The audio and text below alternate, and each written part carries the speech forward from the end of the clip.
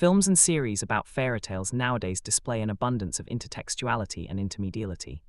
Intertextuality refers back to existing and familiar texts, such as the fairy tales of the Brothers Grimm. In the case of intermediality, the viewer is referred back to media other than text. For example, films, series, paintings, music, comics, advertising, historical or iconic figures, history and folklore.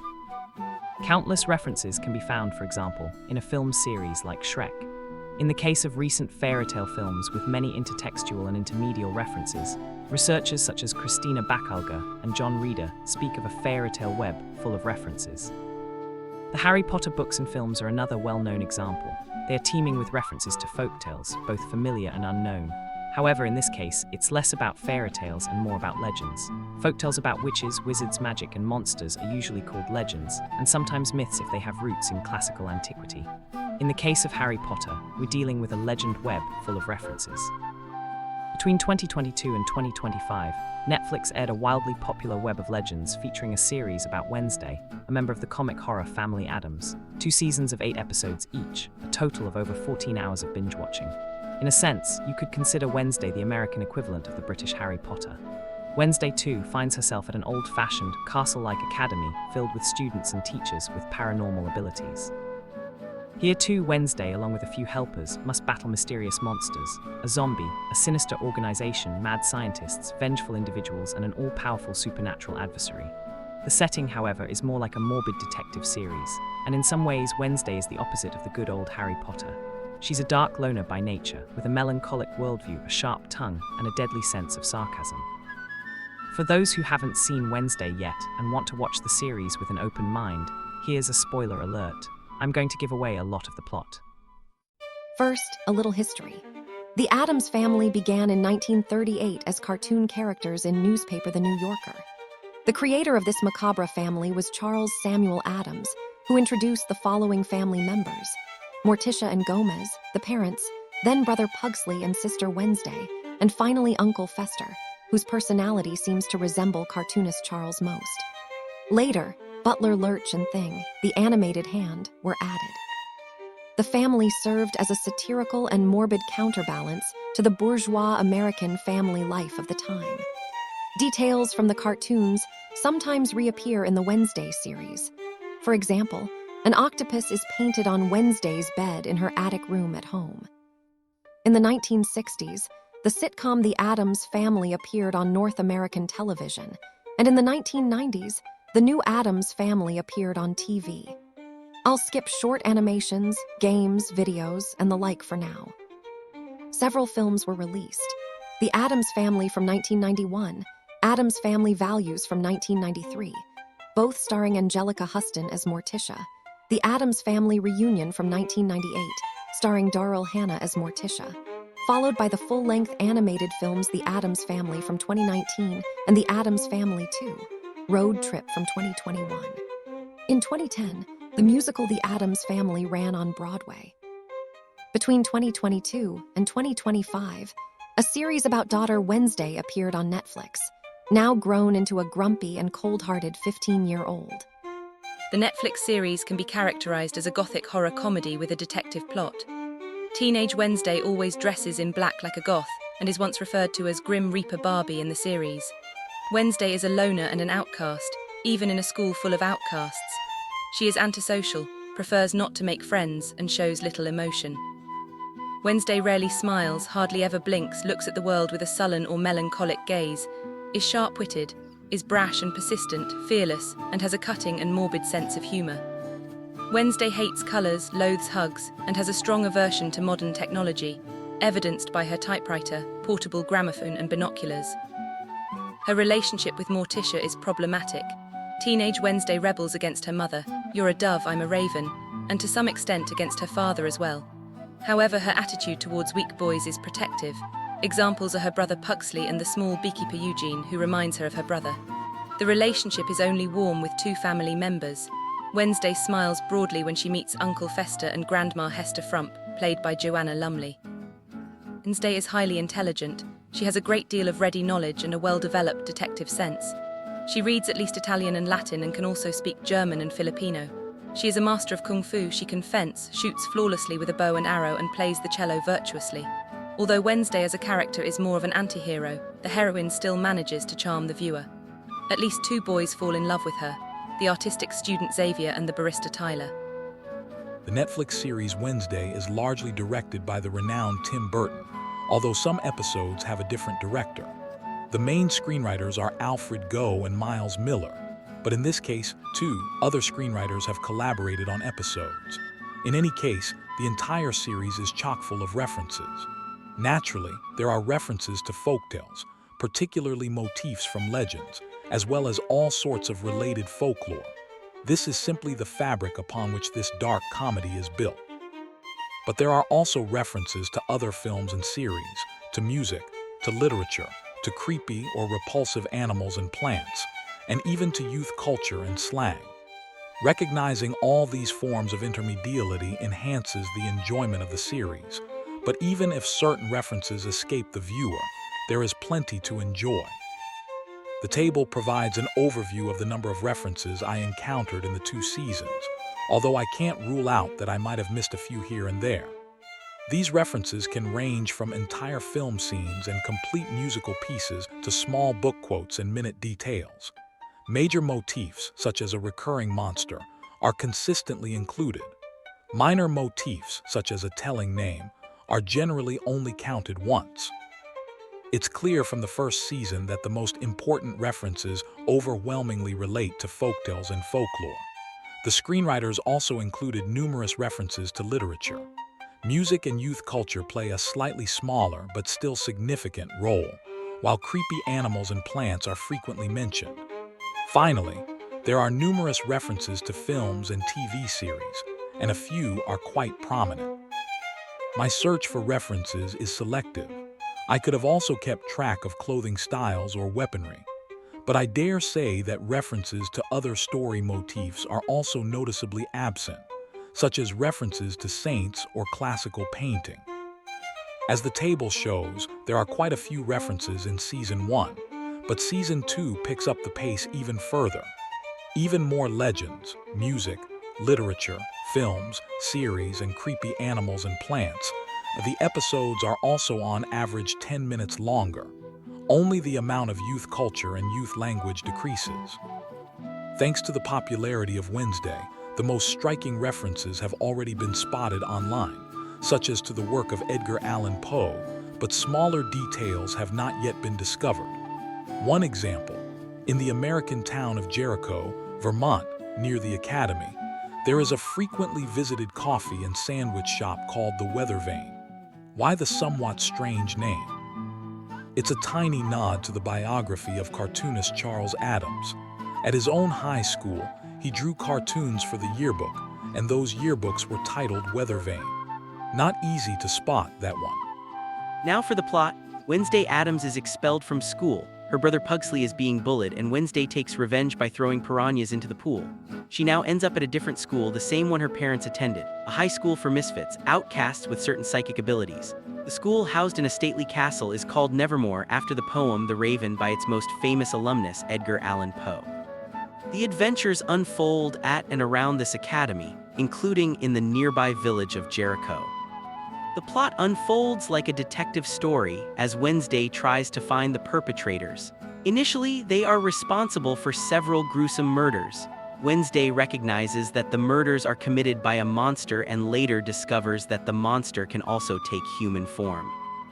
However, a broader conspiracy is afoot.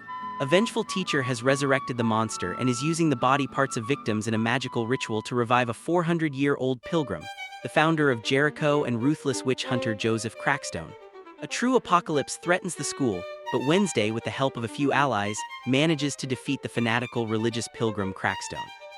The vengeful teacher is Marilyn, also known as Laurel, and the monster is Tyler, a Hyde.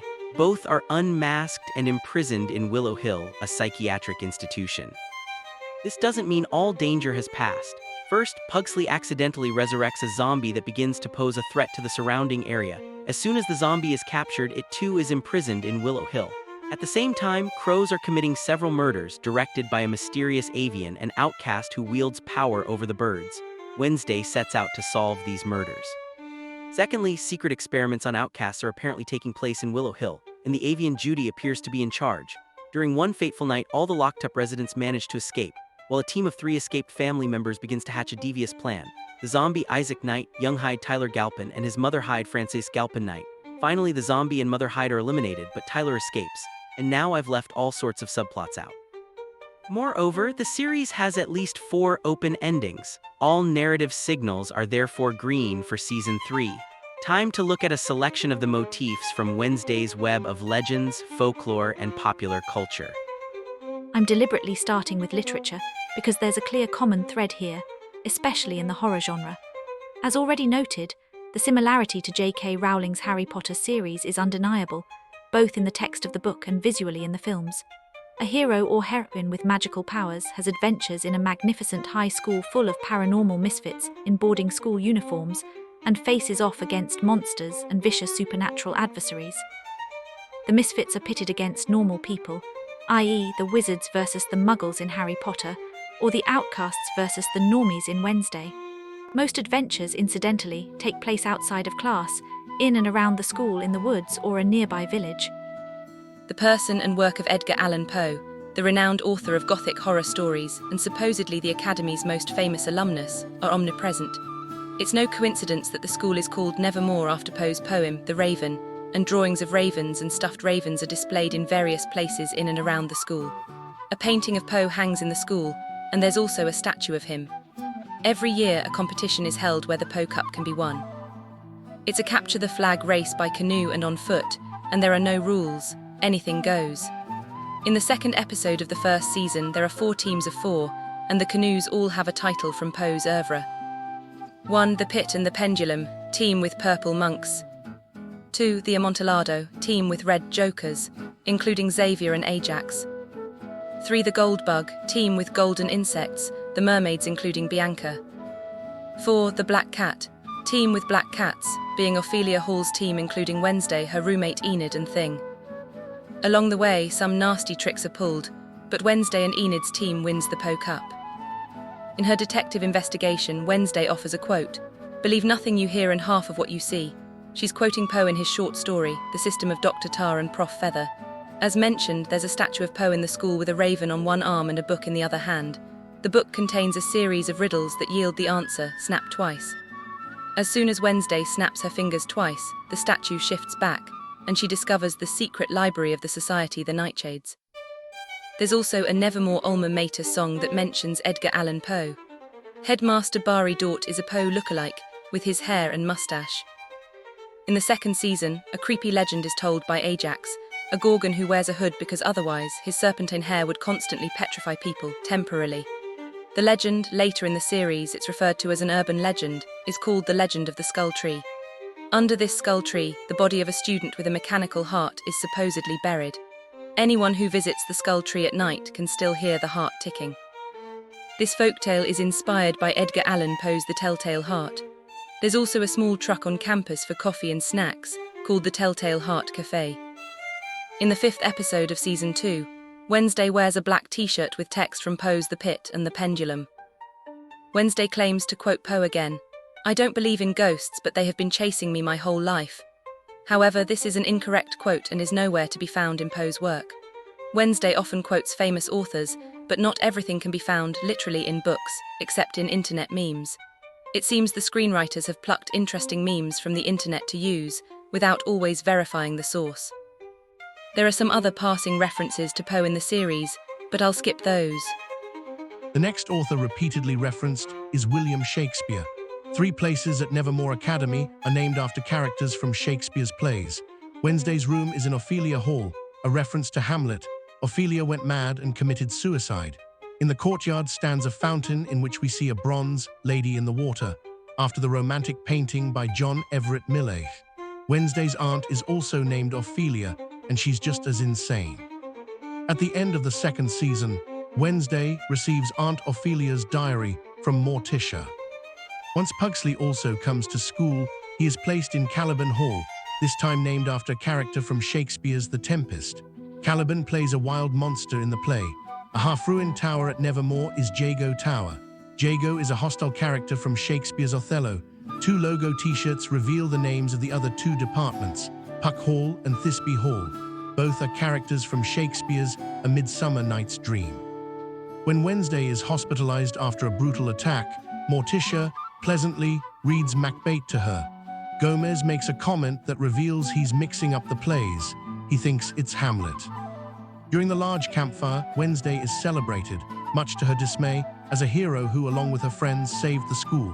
To make matters worse, a cheerful painting of Wednesday, Enid, Bianca, and Eugene is unveiled, which she will soon set ablaze in a rage.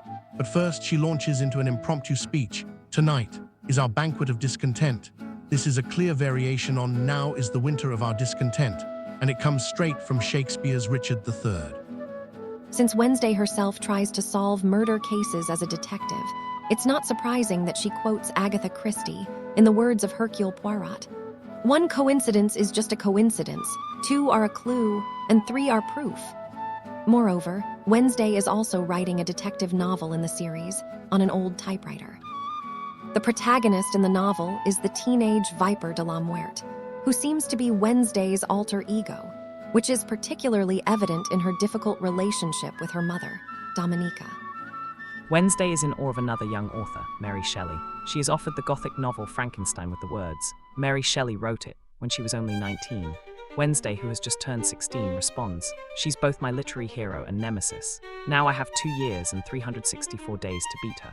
Mary Shelley is mentioned a few more times in the series.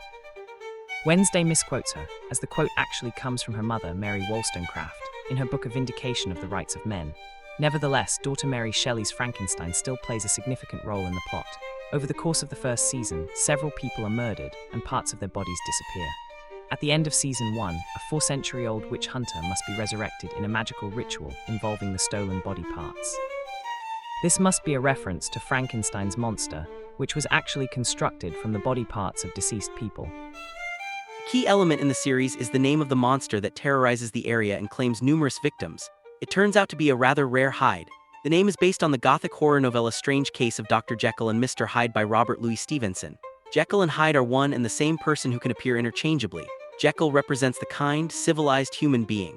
Hyde reveals himself as a vicious monster. In the series Wednesday, the young barista Tyler Galpin is always friendly and helpful, but when he transforms into a Hyde, he becomes a murderous monster. Wednesday survives Tyler's attacks simply because he's in love with her. In the second season, Tyler's mother, Frances Galpin Knight, is also revealed to be alive and also a Hyde. Outcast's paranormal gifts are hereditary. In terms of intertextual influence, Gothic literature and detective stories seem to be closely related to the Gothic horror comedy Wednesday. However, there are even more literary references. For example, Wednesday receives a black t-shirt from Enid from the Beowulf werewolf camp where she was vacationing. Enid thought Wednesday would appreciate the pun on Beowulf. Wednesday can read Italian thanks to Machiavelli, but later misquotes him.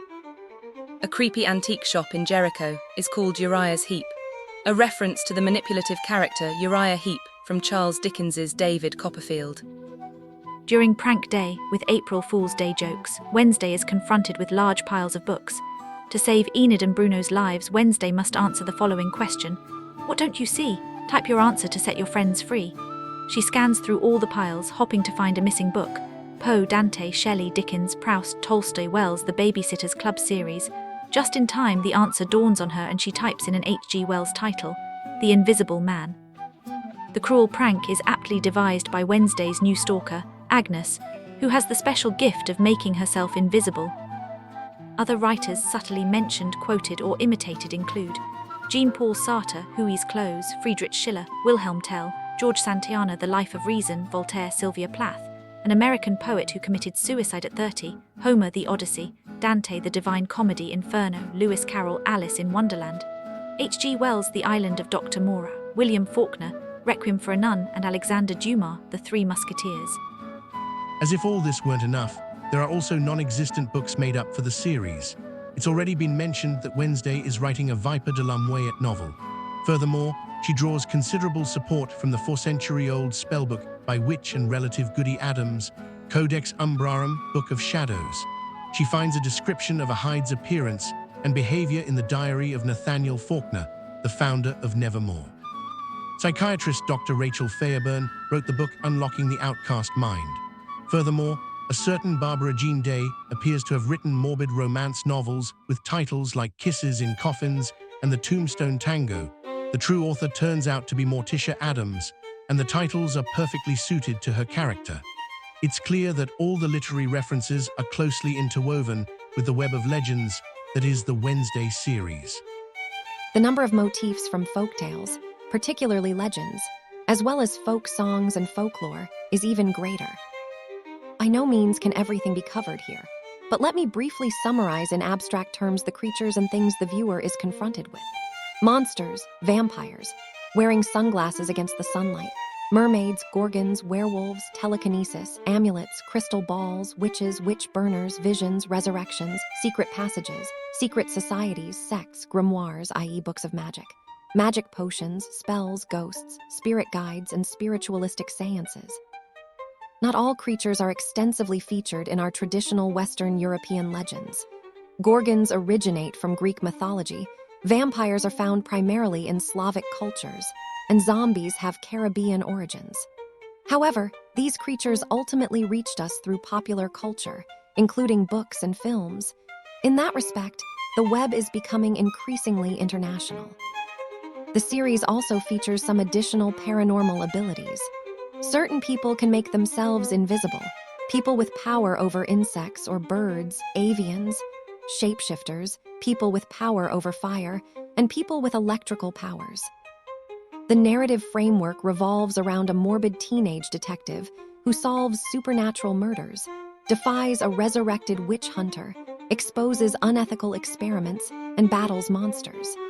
Several storylines intersperse throughout this, perhaps best explored by examining a few characters and their features.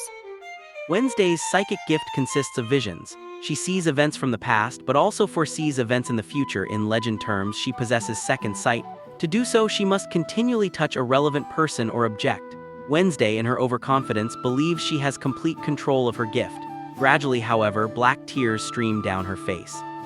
Mother Morticia warns that the visions are not always accurate, and that exhaustion of the gift can lead to insanity. This is what happened to Aunt Ophelia. After Wednesday loses her spirit guide, Goody Adams, she cries increasingly black tears and eventually loses her gift. Another spiritualist, Rosaline Rotwood, played by Lady Gaga, must be called upon to regain the gift of second sight. Morticia possesses some of the same gifts as Wednesday, but she handles them more carefully. After Goody, Wednesday eventually receives a new spirit guide, the murdered headmaster and shapeshifter Larissa Weems.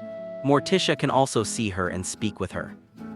During her lifetime, Principal Weems asked Wednesday if she was born on Wednesday because of her name. The answer was no. On Friday the 13th, Morticia explains that the name is taken from a nursery rhyme. The full text goes like this: Monday's child is fair of face. Tuesday's child is full of grace. Wednesday's child is full of woe. Thursday's child has far to go. Friday's child is loving and giving. Saturday's child works hard for a living. And the child born on the Sabbath day is bonny and blithe, good and gay.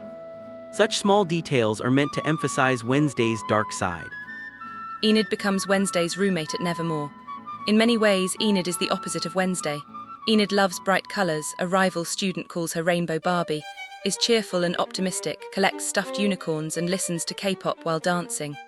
The dorm room is divided into two compartments. Enid lives in the colourful side, Wednesday in the dark, black side of the room. Enid is a werewolf and has many friends in the pack. She also has a boyfriend each season, namely Gorgon Ajax and werewolf Bruno. Her only problem is that, to her mother's great disappointment, she has never turned into a werewolf, not even during a full blood moon. Initially, she only manages to grow long fingernails. When Enid is later confronted with the monster Hyde, she manages to fully wolf out and fight. When it turns out that Enid can also become a werewolf without a full moon, music teacher Isadora Capri, herself a werewolf, warns that late bloomers who suddenly become werewolves without a full moon can develop into a so-called alpha, a powerful but lone wolf without a pack.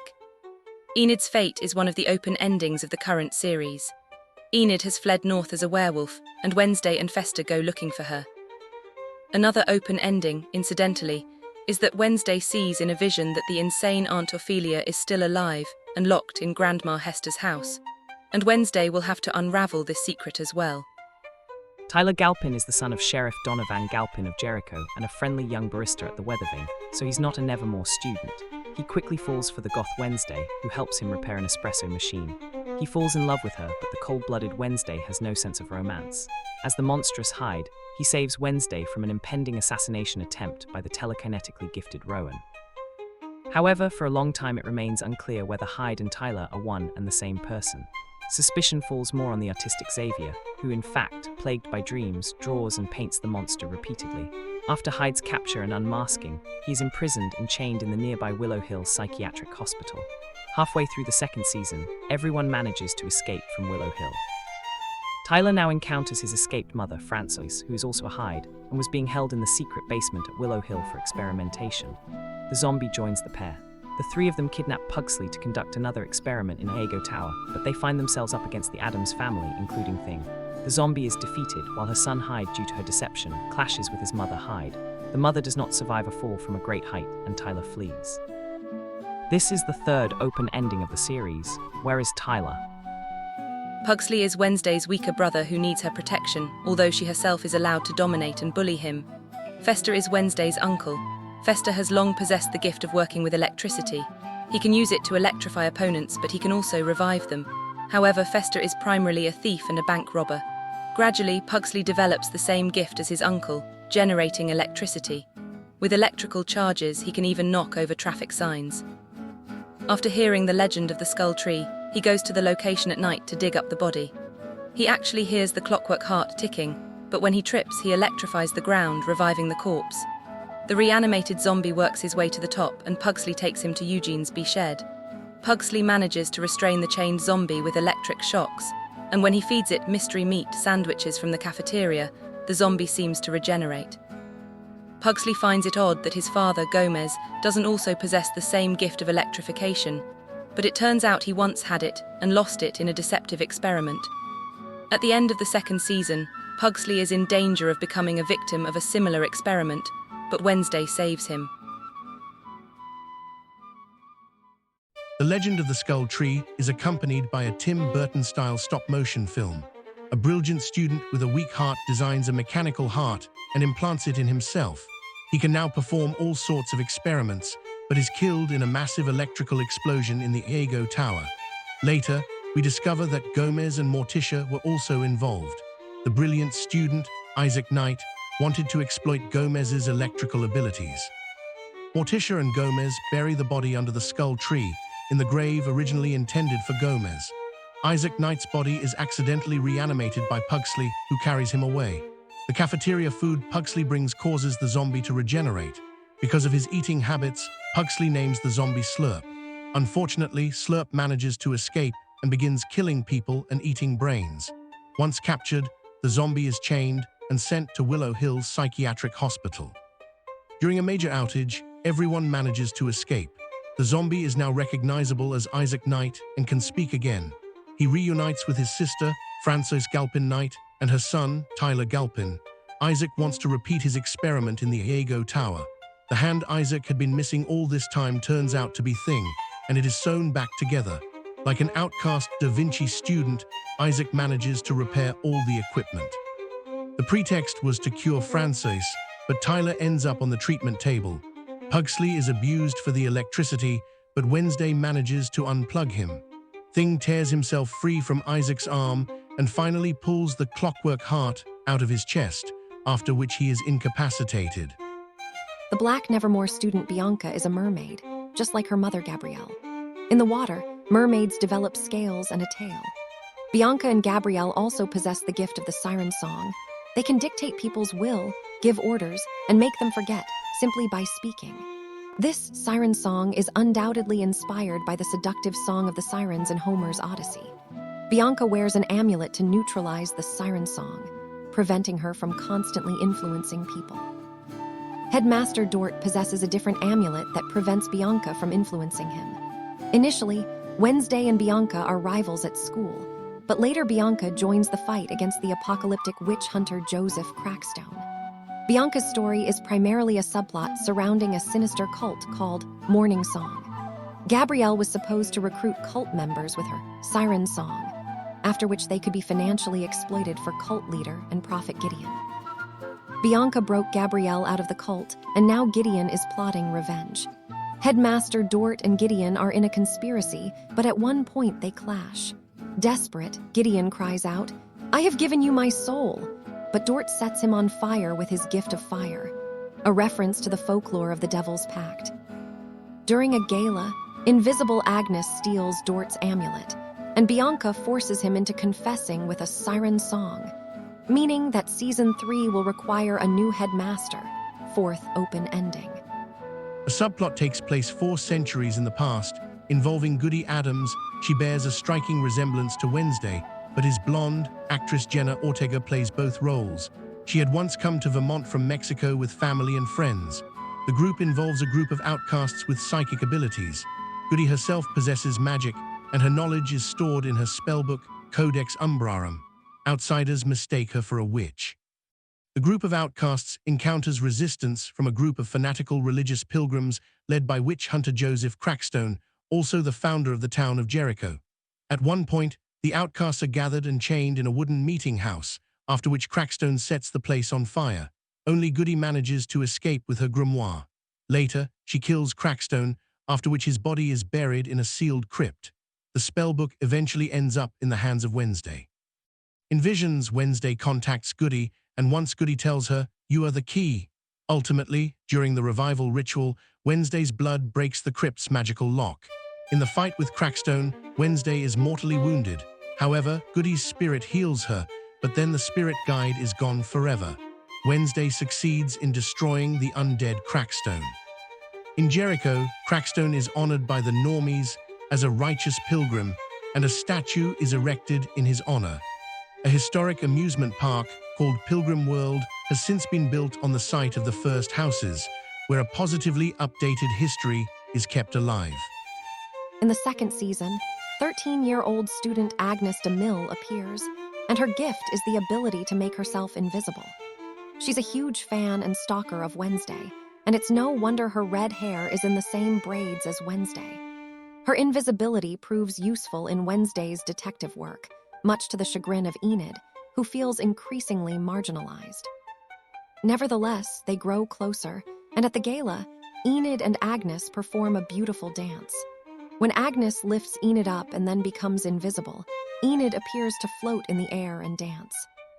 I'll just focus on a few obvious details on folklore here. A well-known tradition is, of course, birthdays. Wednesday has fond memories of her birthdays as a child, including live black spiders falling from the piñata, but now that she's turned 16, she's grown to hate all the socializing. Nevertheless, friends throw her a surprise party in Crackstone's crypt.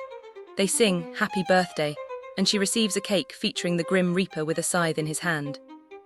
There are other festivities, such as a Pilgrim Harvest Festival in Jericho. There's also a Mexican festival, Dia de los Muertos, Day of the Dead, with a carnival full of spooky attractions. Wednesday finds this a rather enjoyable celebration. At the Addams family home, there's even an altar to Los Muertos in the living room year-round. The school also honors a few traditions. For example, every year there's a prank day, a variation on April Fool's Day. The annual gala is styled after Venetian carnival, with masks, a gondola and classical music. The Raven Ball is clearly inspired by the American graduation party called prom, especially with the reference to the movie Carrie. Finally, I'd like to mention 2 traditional hand gestures. Thing shows his displeasure 3 times by giving the middle finger. Another gesture is the so-called pinky promise. 2 people can make a serious promise to each other by interlocking their pinkies. This gesture means, "I promise" or "I solemnly swear." Wednesday and Thing make this gesture together once. When Enid offers a pinky finger twice, Wednesday icily ignores the invitation. The creators of Wednesday have a distinct preference for referencing horror films and series. A lengthy scene that probably stands out most is the Raven Ball, which references the horror film Carrie, based on the Stephen King novel. In the film, the psychic Carrie is elected prom queen, only to be doused in pig's blood. In Wednesday, revenge on the outcasts comes from a few normies. They connect a red liquid to the sprinkler system. The entire hall is covered in blood, and fleeing students slip. However, Wednesday is disappointed to discover it's not blood. It's red paint instead of pig's blood. Another obvious reference is made in the second season to horror director Alfred Hitchcock. Several scenes featuring murderous crows are direct references to the film The Birds. The choice of crows, not ravens, was likely intentional. In Wednesday, ravens are associated with the school and with Wednesday itself. crows often operate in larger groups, and in English, a group of crows is aptly called a murder of crows. Incidentally, the leader of the group of crows is a one-eyed crow who constantly keeps an eye on everything. There might be a mythological connection here. The one-eyed god Odin had two ravens, not crows, named Hugin and Munin, who kept an eye on what was happening in the world for him and reported to him daily. Fester and Louise's farewell kiss features the passionate score from Hitchcock's Vertigo. The fight between mother and son Hyde reminds Wednesday of the conflict between mother and son in Hitchcock's Psycho. This director is therefore the most frequently evoked in Season 2.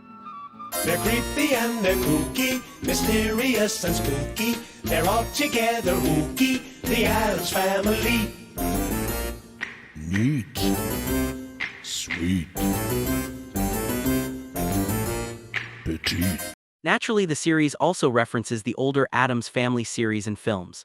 The old series began with a song, and after the words "the Addams Family," there were two snaps of the fingers. Click, click. That double snap of the fingers is necessary in Wednesday to open the secret entrance to the Nightshade Society's library. Spirit Guide Weems also snaps her fingers twice when Wednesday needs to wake up.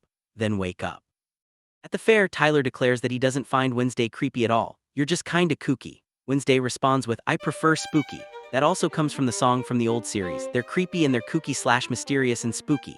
A typical example of the old series was Butler Lurch, who comes shuffling in after a bell and asks in a sepulchral voice, "You rang." This short phrase appears twice in Wednesday. Tyler appears on a bell on the bar, "You rang."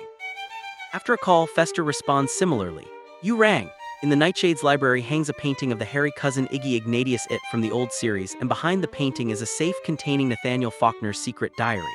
When police officer Richie Santiago arrests the entire Addams family and puts them in jail, she jokes that it's an Addams Family reunion, which is also the title of the 1998 film.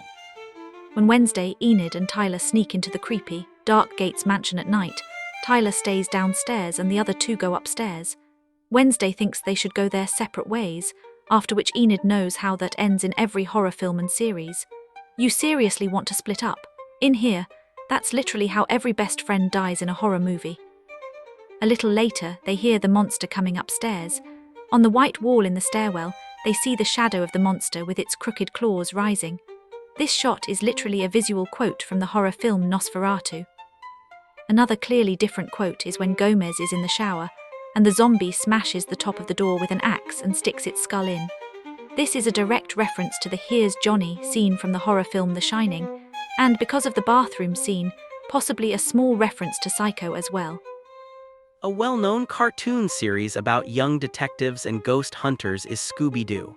When Sheriff Donovan Galpin gets tired of Wednesday's nagging, he says, "Listen, Velma, why don't you and your Scooby gang leave the investigating to the professionals?" The other references to films and TV shows only get a passing mention.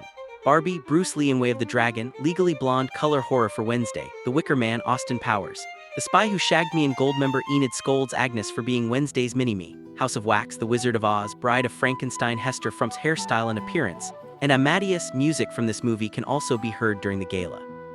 I'm rather sure these are all references, but some people online see similarities with the TV series Buffy the Vampire Slayer. I haven't come across any actual references, but the general theme is largely the same. A young female detective from a school and some friends battle supernatural beings and dark forces. In the horror genre, creepy or repulsive animals and gruesome plants are a favorite ingredient. Birds play a significant role in Wednesday, the grim ravens, but in Season 2, especially the murderous crows. Creepy animals we encounter elsewhere in the series include scorpions, aggressive bees, spiders, Sumatran tiger flies, and moray eels. I'd also like to mention the chupacabra, young Fester's pet animal. The existence of the chupacabra is based on a modern legend from the Americas. The Spanish name literally means goat sucker. When cattle were found drained of their blood, people, starting in Puerto Rico in 1980, began to fantasize about a vampire-like blood-drinking creature as the culprit, possibly resembling a reptile or a dog. The repulsive animals in Wednesday are mainly stuffed animals wearing clothes or animal carcasses that have been run over and are used as meals or snacks. Rats, skunks, snakes, ferrets, mice, beetles, and larvae, such as the New England corpse moth. The most frequently recurring creepy plants in Wednesday are carnivorous. Poisonous plants such as the white oleander and nightshade are also regularly referenced. Youth culture, the language of young people, and slang aren't necessarily part of the horror genre, but their use in Wednesday is striking. Young people like Ajax, Xavier, and especially Enid regularly reference the internet and social media. Blogs, Instagram, Pinterest, Snapchat, TikTok, WhatsApp, emojis, and texting. Enid takes the cake because she sometimes uses abbreviations in her everyday language. She talks about Instar. Manny's literally says OMG. Obvi, 100, creepy AF, 0 Fs, and Vaka. Enid is also the one using youth slang like your braids are fire and your shoes are a vibe, which in both cases means something like awesome. Lucas once uses BS for bullshit.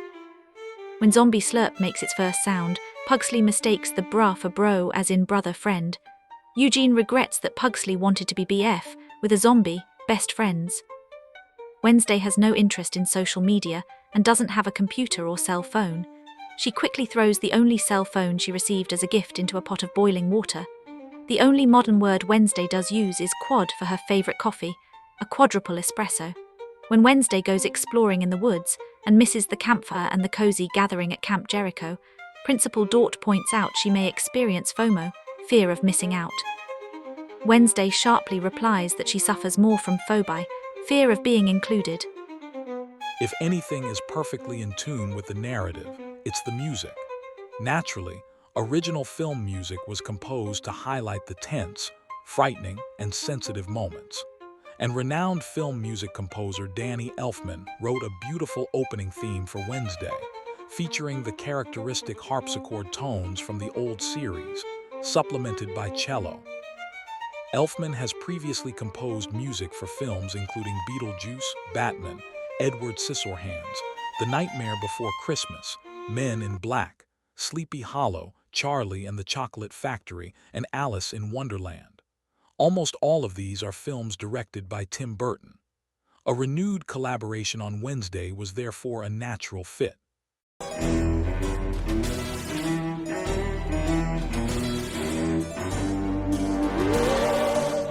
The first thing that stands out in much of the music in Wednesday is the use of the cello. Wednesday herself, of course, plays the cello several times, but more pop songs have also been selected in cello versions. Wednesday herself plays a cello version of the Rolling Stones' Paint It Black. She joins the school band in Fleetwood Mac's Don't Stop, followed by a dramatic solo version of Vivaldi's Winter, Allegro non molto. She performs Dance of the Nights from Serge Prokofiev's Romeo and Juliet, and plays Don't Fear the Reaper by Blue Oyster Cult, now temporarily relocated to Enid's body. The series also features a cello version of Metallica's Nothing Else Matters, performed by Apocalyptica. The cello dominates Wolf Larsen's If I Be Wrong, and R.E.M's rendition of Losing My Religion, now covered by News Cello. In short, the cello sets the tone and dominates the mood, but the chosen songs also closely relate to the narrative. Paint It Black represents Wednesday's preference for black and her dark view of the world. Don't Fear the Reaper plays at a moment when Enid is about to die. It would take too long to discuss all the songs, but I will mention a few scenes with fitting music. As Wednesday is about to throw piranhas into the pool, No, I Don't Regret a Thing by Edith Piaf plays. In her room, Wednesday plays the Spanish song La Llorona by Chavela Vargas. The song deals with the legend of the weeping woman. La Llorona is a ghostly figure from Latin American and Mexican folklore who wanders near bodies of water and cries for her lost children, whom she drowned in a fit of rage after being abandoned by her lover. During the Raven Dance, Goo Goo Muck by the Cramps plays, which is about a nocturnal monster. Wednesday dances with Tyler, who later turns out to be a Hyde. Goo may also be a reference to the red substance that will soon come out of the sprinklers. As soon as the blood comes out of the sprinklers, the music switches to dramatic Italian opera, La Mamma Morta by Umberto Giordano. In the second season, the Da Vinci's build a large pyre with a giant bird on top. That evening, the new principal, Barry Dort, gives a speech to the tune Dancing in the Dark by Bruce Springsteen. He shoots fire with his fingers to ignite the pyre, quoting a line from Springsteen, "You can't start a fire without a spark." The Da Vinci's then animate the burning wooden bird, causing it to fly like a phoenix. On prank day, everyone is fooled, and we hear the Kinks sing You Really Got Me. On the day Wednesday supposedly takes a driving lesson, she tears down the road like a madman, to the instructor's horror. Simultaneously, the dramatic Dies Irae from Giuseppe Verdi's Requiem begins. Judgment Day seems to have arrived for the driving instructor. The zombie Slurp, reanimated by Pugsley, plays a crucial role in the second season. He murders several people and eats their brains. It is therefore not surprising that two pop songs are about zombies. Roky Erickson's I Walked with a Zombie during the bus trip to Camp Jericho, and later a piano cover of Zombie by the Cranberries. In a Capture the Flag competition at Camp Jericho between the Outcasts and the Cadets, Eugene sends his bees on the offensive, accompanied by Richard Wagner's Ride of the Valkyries. When peace returns to Camp Jericho, Werewolves Isadora Capri and Bruno perform a fitting cover song by the campfire, Bad Moon Rising by Creedence Clearwater Revival. During the gala, a fair amount of classical music plays, including a piece from Tchaikovsky's Swan Lake Act 1 No. 2, Valse, and a piece by Mozart from the film Amadeus, the exit from the serial finale.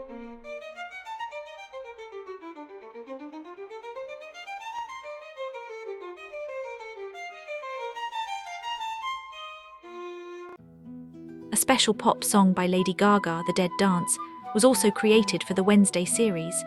During the gala, Enid and Agnes, who have since reconciled, perform a special dance with Do the Dead Dance, and I'll Keep on Dancin' Until I'm Dead as recurring lines. Finally, I'd like to mention the music played during the climax in the Jago Tower. Isaac turns on a portable gramophone, and then the church organ goes full blast with Johann Sebastian Bach's Toccata and Fugue in D minor. As soon as Wednesday arrives with her parents, she sarcastically remarks, "Mad scientist cliché soundtrack. Perfect." Incidentally, lists of music containing incorrect songs are circulating online. For example, a song called Paraiso by a group called Clauso, with an X at the end, doesn't even exist, yet everyone copies it blatantly. Especially with classical music, young people online miss the mark. For example, Flight of the Bumblebee by Nikolai Rimsky-Korsakov doesn't appear in the entire series. No expense or effort has been spared for Wednesday. The series consists of a clever web of references, many in the fields of horror, books, series, films, and Gothic culture from both the past, particularly the 17th and 19th centuries, and the present. Wednesday also undeniably features a web of legends. All sorts of supernatural gifts and beings, long circulated in legends and popular culture, reappear interwoven in the modern series. Three narrative elements, even outside the genre of legends, are particularly prominent in the series. Firstly, there is the central heroine who possesses a healthy dose of girl power. For several decades, books and films have widely highlighted the abilities of heroines. Women and girls are no longer passive within patriarchal relationships, but instead possess a pronounced female gaze and agency. Secondly, in line with the above, there is the love triangle consisting of one girl, Wednesday, and two potential suitors, Xavier and Tyler. This approach was also successfully developed in Stephanie Meyer's Twilight book and film series, in which the male suitors are a vampire and a werewolf, respectively. Other examples of love triangles include fairytale films such as Red Riding Hood and Snow White and the Huntsman. It is striking, though, that the independent and unromantic Wednesday does not respond to the advances of her suitors. The third narrative element, particularly prevalent in fairy tales, is coming of age. Young heroes and heroines break away from their parents and fearlessly face the harsh outside world. Wednesday is a 15-year-old teenager at the beginning of the series, but celebrates her 16th birthday in the 6th episode of the first season. Wednesday is portrayed as an independent, strong-willed girl who emphatically rebels against her parents, especially her mother. Her plan is set. She never wants to marry, become a housewife, or start a family. Only towards the end of the second season does her relationship with her mother improve somewhat out of necessity. It's often said that the book is better than the movie, but in this case there's no demonstrable book, unlike Shrek, Harry Potter, or Twilight. The series stands alone and excels thanks largely to the directors and screenwriters. Everything has been carefully considered and everything is interconnected. It's no surprise then that Wednesday has become such a huge hit, surpassing a Netflix hit like Stranger Things in popularity.